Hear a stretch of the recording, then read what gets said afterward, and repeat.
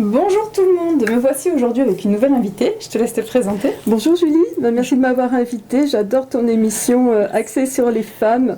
Bien sûr, les messieurs peuvent regarder aussi, mais ça nous permet d'approfondir des sujets qui nous intéressent particulièrement.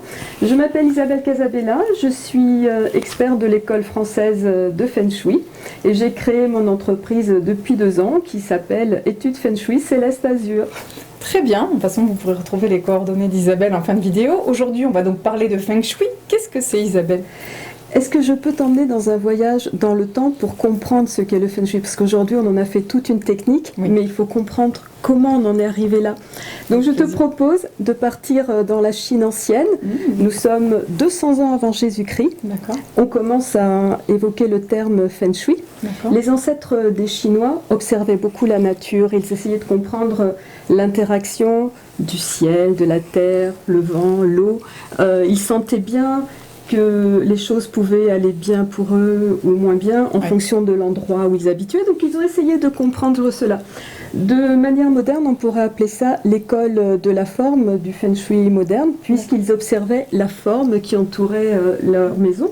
Idéalement, la maison, le terrain devait être situé dans un endroit où le Qi, on va expliquer tout à l'heure, c'est l'énergie de la nature, tout ce qui vibre en nous, tout ce qui nous entoure. Le Qi devait se concentrer et se répandre harmonieusement, éviter les vents violents. Donc voilà, c'est l'école de la forme, ce sont les ancêtres des Chinois qui observent la nature.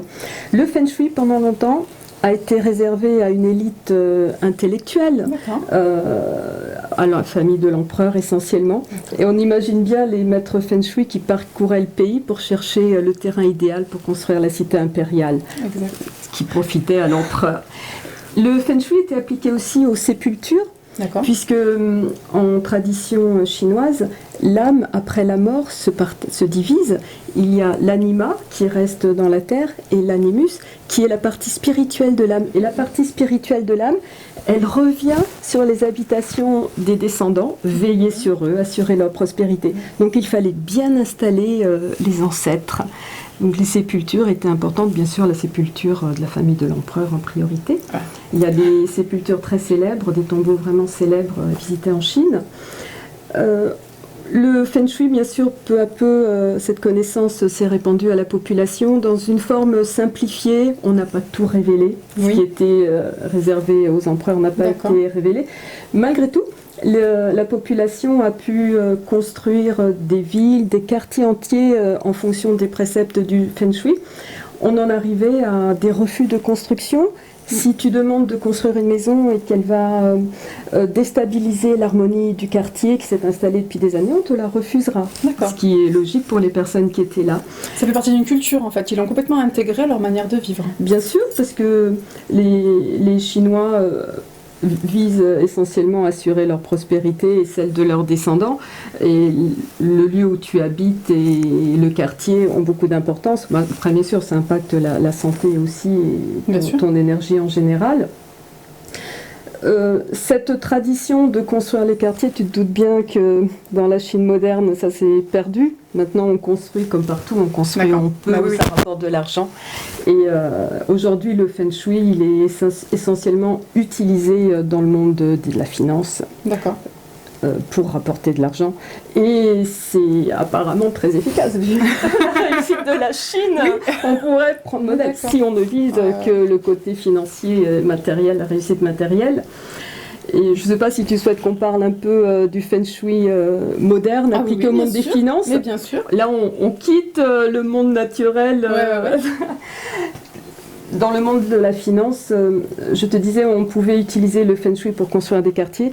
Aujourd'hui, il va être utilisé pour construire des immeubles, surtout des banques, des immeubles très modernes, des entreprises, pour assurer la prospérité de l'entreprise.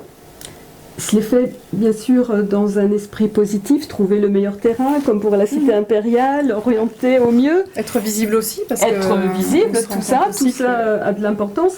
Mais il y a le côté obscur de profiter des énergies pour soi au détriment de l'autre. Et on va orienter les immeubles pour ça, ils font appel à des experts, des maîtres Feng Shui carrément vraiment reconnus, pour orienter l'immeuble, pour qu'il soit favorable à l'entreprise qui s'installe. Mais si en plus il peut être défavorable à ceux qui étaient sur place, d'accord. Et on peut voir sur Internet des images d'immeubles modernes avec ce qu'on appelle les charchis. Les charchis, ce sont... Traditionnellement, ils appellent ça les flèches empoisonnées. On imagine bien, tu envoies des flèches empoisonnées. Donc on peut construire des immeubles avec des flèches empoisonnées, des charchis. Ça peut être construire l'immeuble en angle qui vise bien le concurrent. Déjà, tu vois, rien que de t'en parler, tu te sens mal. Donc on imagine que l'immeuble qui était en place et qui va construire ce nouvel immeuble en angle, et parfois, si vous voulez voir une image vraiment parlante, je vous invite à regarder sur Internet. Moi je la mettrai en fin de vidéo. L'image de la banque HSBC à Hong Kong. Là, on comprend tout de suite ce qu'est un charchi. On n'a pas envie d'habiter là, ni d'être le concurrent de cette banque. Exactement. Par contre, elle est vraiment très prospère. Voilà. Donc, voilà. La Chine d'aujourd'hui, le monde de la prospérité. On a quand même perverti le feng shui à nos propres fins, quoi. Juste pas à l'harmonie. Oui, c'est un peu l'action de l'homme surtout. À la base, la nature... La nature nous a permis d'arriver où on est, en bonne santé, de transmettre à nos descendants de génération en génération. Mais bien sûr, on se croit plus fort et plus intelligent et on veut toujours plus. Et plus que la santé, plus que le bien-être, l'argent. Et le monde aujourd'hui est très concurrentiel. Oui. Exactement. Je te remercie beaucoup Isabelle pour ces informations qui sont très intéressantes et de revenir dans la Chine ancestrale, ça fait toujours un peu de bien. Moi je suis déjà allée en Chine et j'ai trouvé que c'était un pays magnifique et j'ai adoré voir justement le feng shui parce que en Chine c'est très présent. Enfin, moi j'avais déjà fait ma formation avant et du coup j'ai pu voir les petits détails. Merci beaucoup Isabelle. Merci Julie. Merci à vous de nous avoir écoutés. On vous dit à très vite. Au revoir.